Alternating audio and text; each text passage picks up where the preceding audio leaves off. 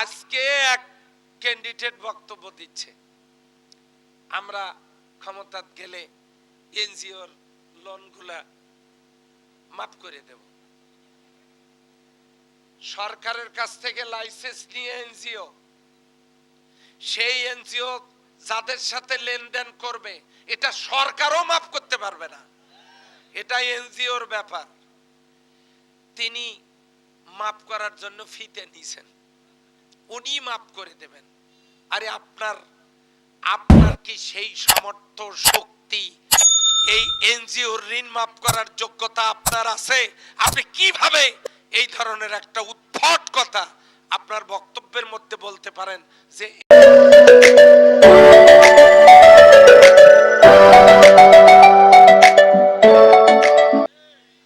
বিড়াল যেমন চায় না তরকারি ঢাকা থাক, চোর যেমন চায় না বাড়িওয়ালা জেগে থাক, দুর্নীতিবাজরা চায় না জামাত ক্ষমতায় যাক। কিন্তু ওইসব থানাই পানাই করে কোনো লাভ হবে না।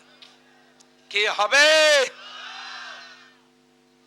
এবারে লোকেরা যারা 1 মাস রোজা করেছে তারা প্রয়োজনে এই 11 দিন তারা সিদ্ধান্ত নেবে, কারো কাছ থেকে কিছু খাবে না, ভোট জায়গা মতো দেবে।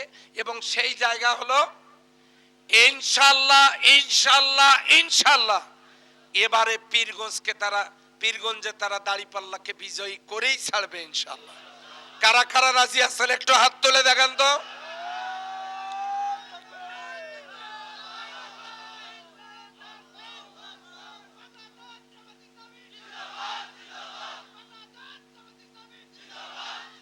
হাত নামান। এখন এই 11 দিন আমাদেরকে বিজয়ের জন্য কাজ করতে হবে। আমরা কি রাজি আছি ইনশাআল্লাহ? নিজে তো ভোট দেবই, আমার আত্মীয় স্বজন পাড়া প্রতিবেশী বন্ধু বান্ধবদেরকে একটা কথা বলবো, রাস্তায় মাঠে ঘাটে হাটে বাজারে সব জায়গায় একটা কথা বলবো, 54 বছরে নেতারা তাদের ভাগ্য পরিবর্তন করেছে কিন্তু জনগণের ভাগ্য পরিবর্তন হয় নাই। এবারে পীরগঞ্জে যাকে ক্যান্ডিডেট করা হয়েছে তিনি একজন ইমাম, তিনি একজন শিক্ষক, তাকে আমরা একটু পরীক্ষা করে দেখব। আর জামাত দেখা বাকি আছে, দাড়িপাল্লা দেখা বাকি আছে, আমরা এটা দেখব। এভাবে করে দাওয়াতি কাজ করতে হবে। পারবো আমরা? কোন সমালোচনায় কান দিবেন না। আরো সমালোচনা বাড়াতে পারে, আরো বাড়াতে পারে। এই যে কালকে একটা বলছে, আবার না থাক বলবো না, কালকে টাটকা কথা, সেটা হলো জামাতের ক্যান্ডিডেট তো জীবনে মেম্বারও হয় নাই, চেয়ারম্যানও হয় নাই, উনি আবার এমপি হয়ে সংসদে গিয়ে ভূমিকা রাখবে কিভাবে? এখন আমি প্রশ্ন করতে চাই, যারা এই কথাটা বলেছে তাদের যে নেতা সে তো গ্রামের একটা মেম্বারও হয় নাই, তাহলে সে আবার রাষ্ট্র চালাবে কেমনে? এই যে কত যে কথা আমাদের বিরুদ্ধে বলা হচ্ছে, আপনারা কি এগুলো শুনে কাজ বন্ধ করে দেবেন? তাহলে আমাদের কাজ করতে হবে বেশি বেশি করে। আওয়ামী লীগ, বিএনপি, জাতীয় পার্টি, যত দলের লোক আছে আমি সকলকে জামাত ইসলামীতে যোগদান করার অনুরোধ জানাচ্ছি।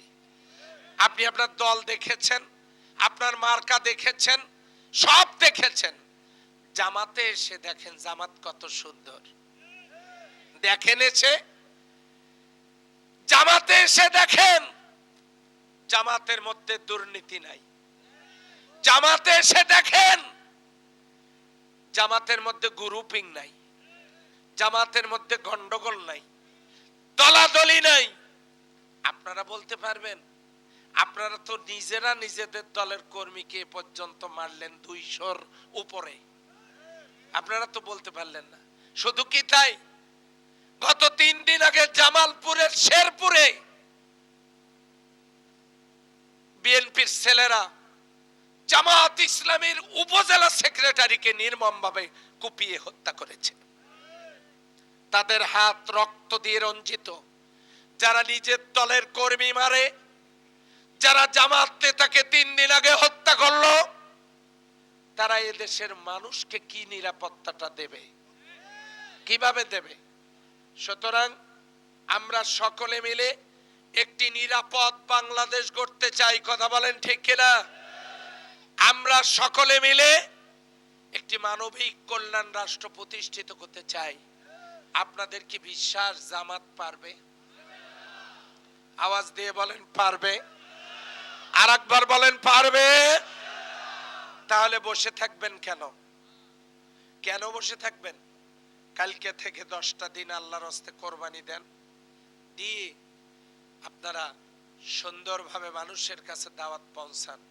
মা বোনদেরকেও আমি বলছি, আপনারা যৌতুক মুক্ত সমাজ চান, নারী নির্যাতন মুক্ত সমাজ যদি চান, তাহলে দাড়িপাল্লাকে বেছে নেন, তারাই পারবে। জামাত কথা দিয়ে কথা রাখে। জামাত বলেছিল জামাত কারো বিরুদ্ধে মিথ্যা মামলা দেবে না, জামাত দেয় নাই, কিন্তু অন্যরা দিয়েছে। জামাত কথা দিলে কথা রাখে। আমরা কথা দিচ্ছি, একটি নিরাপদ মানবিক বাংলাদেশ আমরা গড়ব। জামাত যদি রাষ্ট্র পরিচালনার দায়িত্ব পায়, সাথে আছে 10 দল। কয় দল? 10 দল। আপনারা কি মনে করছেন 10 দল হারবে? এটা কি মনে করছেন? হ্যাঁ, আমাদেরকে হুমকি দেয়, মামলা দিয়ে দেব, ভোট সেন্টারে যাইতে দিব না, ভোট দিলে কিন্তু দাড়িপাল্লার ভোট দিলে কিন্তু খবর আছে, পরে বাড়ি থাকতে পারবে না, ইত্যাদি ইত্যাদি এগুলো বলে না।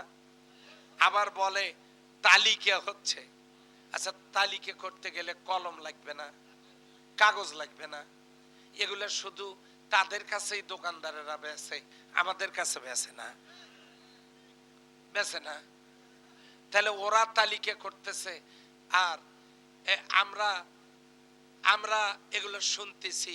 তো ওনারা তালিকা যদি কাগজে করেন, আমরাও তো তালিকা মনে মনে করতে পারি নাকি? যেহেতু আমাদের অত টাকা, অবৈধ টাকা নাই যে আমরা আবার আরেকজনের তালিকা করব। আপনারা ভয় কাকে দেখান? জামাতকে? জামাত তো গোটা পৃথিবীকে ভয় করে না, জামাত একজনকেই ভয় করে, তিনি কে? আর কাউকে ভয় জামাত করে না। সেটা যেন তেন লোক বলে নাই, খোঁজ নিয়ে দেখবেন। মাইক যেহেতু আমাদের টাকা দিয়ে কেনা, আমি আর ওগুলা নাম বলে গুনাহগারি লাগাতে চাচ্ছি না, আপনারা খুঁজে দেখবেন। আরে আজকে এক ক্যান্ডিডেট বক্তব্য দিচ্ছে, আমরা ক্ষমতা গেলে এনজিওর লোনগুলা মাফ করে দেব। সরকারের কাছ থেকে লাইসেন্স নিয়ে এনজিও, সেই এনজিও যাদের সাথে লেনদেন করবে, এটা সরকারও মাফ করতে পারবে না, এটা এনজিওর ব্যাপার। তিনি মাফ করার জন্য ফিতে নিছেন, উনি মাফ করে দেবেন। আরে আপনার কি সেই সামর্থ্য, শক্তি, এই এনজিওর ঋণ মাফ করার যোগ্যতা আপনার আছে? আপনি কিভাবে এই ধরনের একটা উদ্ভট কথা আপনার বক্তব্যের মধ্যে বলতে পারেন যে এনজিওর ঋণ আপনি মাফ করে দেবেন?